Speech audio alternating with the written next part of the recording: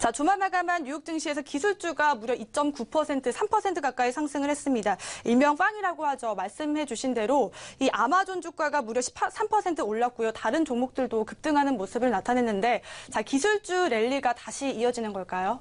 네, 아마존이라고 하는 세계 시총 지금 2위입니까? 3위 정도 되죠. 이런 업체가 하룻밤 사이에 주가가 13% 넘게 급등하는 것, 그냥 넘어가서는 안 될 어떤 대단한 변화가 지금 배경되고 있다 하는 것에 초점을 좀 맞춰둬야 될 것 같습니다. 현재 그 아마존만 뜬 것이 아닙니다. 알파벳도 4.3%, 앞서 말씀드렸던 것처럼 세계 시총 1위 애플도 3.6% 떴고요. 마이크로소프트도 6.4%나 떴습니다.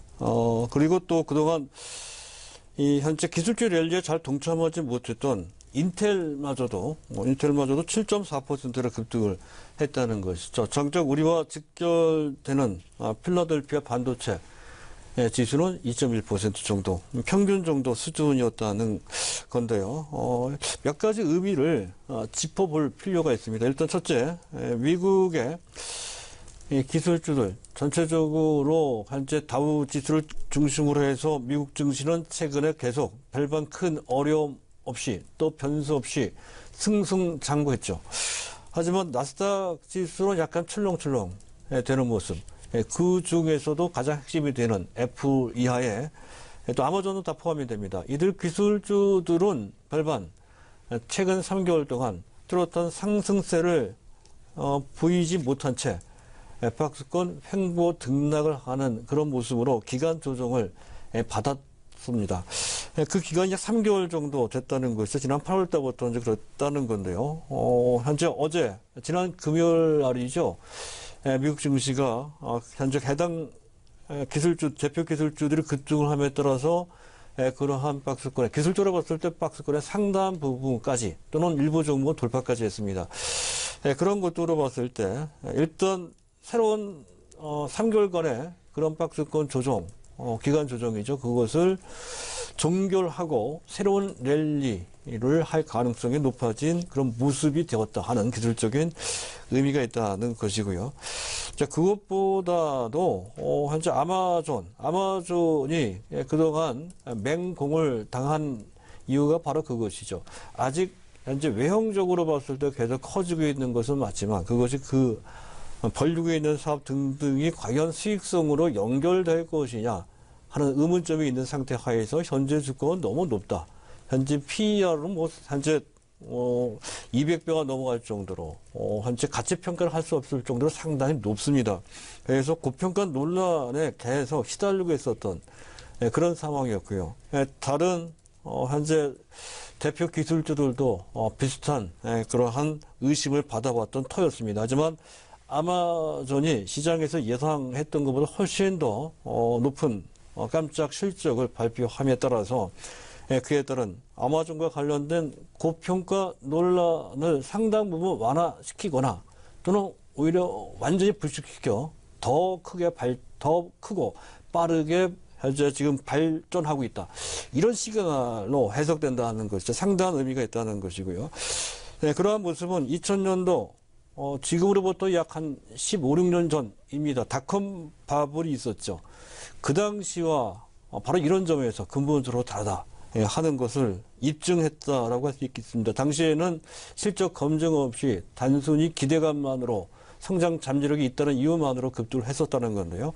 지금은 구체적으로 성장성만 있는 것이 아니고 그 잠재력이 구현되는 모습, 실현되는 모습을 우리가 확인할 수 있다는 것이고요. 또 실적과 관련된 가실성까지를 우리가 확보할 수 있는, 예측할 수 있는 그런 상태가 됐다는 거죠. 근본적으로 이 점이 다릅니다. 해서 그런 점과 관련돼서 검증된 측면이 있다. 이렇게 볼 수 있어서 당시 닷컴 버블과 직접적으로 비교하는 것은 적절하지 않습니다. 근데 그런 측면이 그들, 시장 참가자들, 이 기술주들을 적극적으로 투자를 하는 사람들에 대한 마인드를 한껏 고양시키는 결정적인 역할을 한 것이 아마존의 실적이었다는 것이고요.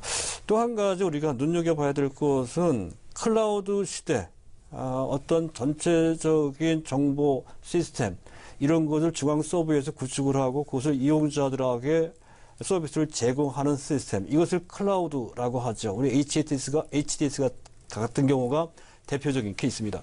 이 클라우드 시대가 본격적으로 도래하고 있다. 다른 표현을 한다면 플랫폼 시대라고 해도 과언이 아니고요. 또 AI, 인공지능 시대가 구체적으로 역시 구현되고 있다 하는 뜻을 보여주고 있습니다. 그들이 각각 실적으로 바로 연결되고 있다는 것이죠. 아마존 같은 경우에는 알렉사라고 하는 AI 시스템이 각광을 받고 있고요.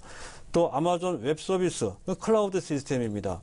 클라우드 서비스입니다. 이 서비스가 세계를 석권하고 있는 그런 모습이 현재 지금 주목받고 있다는 것이죠. 마이크로소프트는 드디어 OS를 넘어서, 오퍼레이팅 시스템을 넘어서 지금 현재 클라우드 퍼스트를 현재 지금 천명하는, 그게 먼저라는 클라우드 시스템, 클라우드 서비스가 먼저라는 것이죠. 그것을 천명하는 지경에 이르기까지 했고요. 구글 같은 경우에도 더 이상 검색 광고에 의존하지 않고 지금은 클라우드 기반 비광고 쪽에 이제 상당한 비중을 두고 있습니다. 그를 통해서 수익성이 상당히 좋아지고 외형도 빠른 속도로 커지고 또 당장 수익성도 좋아지고 있는 작년 동기대비 해당 부분, 비광고 부분이죠. 40%로 좋아졌다는 소식도 전해지고 있고요. 또 한 가지는 현재 인텔입니다. 인텔도 더 이상 현재 지금 현재 인텔도 과거에 지금 CPU에 의존하지 않는다. 인텔 인사이드죠. 거기에 의존하지 않고 있는 모습이 얼마 전 모빌 아이 이스라엘 기업이죠. 현재 자율주행과 관련된 핵심 기술을 갖고 있는 업체를 대규모의 자금을 투자를 해서 인수를 했습니다.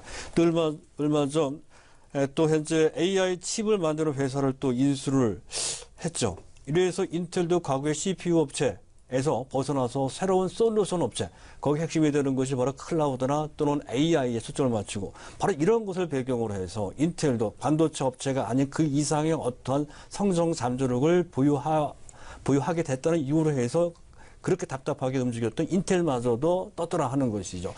이런 모든 연장선상에서 현재 최근 나스닥 기술주들이 다시 부각되고 있는 그런 상태라는 것이고요. 또 같은 관점으로 삼성전자나 SK 하이닉스도 봐야 된다는 거고요. 최근에 같은 기술 대형주 중에서 삼성 SDS가 뜨는 것도 그런 배경선상에서 우리가 충분히 해석할 수 있는 그런 상황입니다. 이와 관련돼서 현재 해당되는 그런 종목, 가령 같은 기술주 중에 LG전자가 얼마 전 실적이 발표가 됐습니다. 전에도 말씀드렸듯이 현재 2분기, 3분기 실적만 놓고 본다면 LG전자의 실적과 관련된 밸류에이션 매력도는 그렇게까지 크지 않습니다. 중요한 것은 현재 퀄컴과 함께 지금 현재 자율주행 통신 모듈을 개발한다는 것에 주안점이 주어져 있다는 것, 같은 맥락으로 볼 수 있는 우리 시장 내에서의 대표적인 사례라고 할 수 있는 케이스가 됩니다. 만도 같은 경우도 마찬가지죠. 유독 만도만 올라가는 것도 같은 맥락으로 볼 수 있는 그런 현상이라고 할 수가 있겠습니다. 그와 관련돼서 우리 증시의 반응을 잠깐 체크를 좀 해볼까 합니다. 역시 우리 시장을 보면 삼성전자, SK 하이닉스를 중심으로 해서 대형 기술주들이 동반 랠리를 하는 모양새.